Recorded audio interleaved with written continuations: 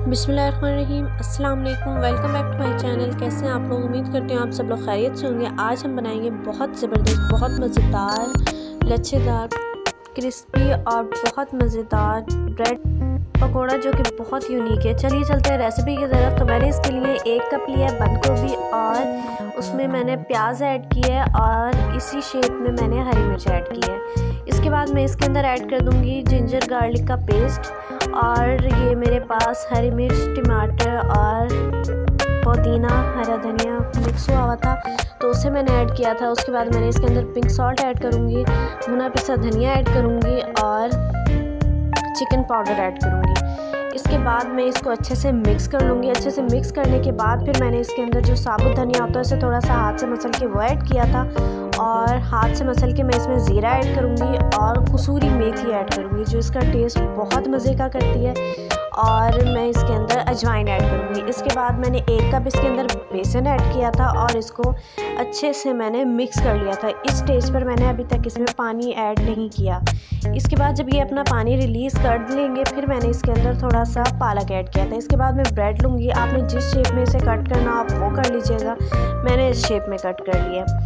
उसके बाद फिर आप एक प्लेट ले लें या कुछ ले लें, उसके अंदर 1 चम्मच मैंने ये बैटर लिया था। उसके बाद इसे लेके फिर आपने जिस शेप में ही ये ब्रेड को कट किया हो आप वो करके आप उसे इस पे लगाएं और इसको थोड़ा थोड़ा सा प्रेस करते जाएं। जो आप बैटर लगाएंगे आप फिर इसे प्रेस करेंगे नीचे वाले बैटर पे भी, ऊपर वाले बैटर पे भी। इसी तरह हम बाकी भी ब्रेड को इसी तरह रेडी कर लेंगे। इसी तरह मैं सबको रेडी कर लूँगी और ये चीज़ बहुत ही इम्पॉर्टेंट है कि आप इसको साथ साथ जो है ना प्रेस लाजमी कीजिएगा, क्योंकि अगर आप प्रेस नहीं करेंगे तो आप जैसे ये ब्रेड उठाएंगे तो नीचे का जो बैटर है, मिक्सचर है, वो जो प्लेट होगी उसी में ही रह जाएगा। इसलिए इसको प्रेस करना इम्पॉर्टेंट है। और इसी तरह जब मैंने इनको इस तरह से रेडी कर लिया था फिर मैं साइड पर जो है ऑयल को जो है बहुत लो फ्लेम पर जो है ना गर्म होने के लिए रख दूँगी।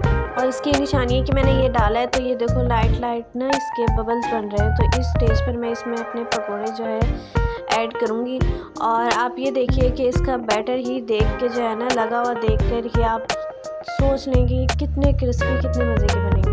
इसके बाद मैंने जो है इसे 2 से 3 मिनट के लिए एक साइड से पकाया था और फिर सेकंड साइड से पकाया था और बहुत मज़े के बने थे, बहुत क्रिस्पी थे और ये हेल्दी भी है क्योंकि इसमें पालक ऐड हुआ है और कसूरी मेथी है। ये इसकी खुशबू को और इसके टेस्ट को बहुत इनहेंस कर देते हैं।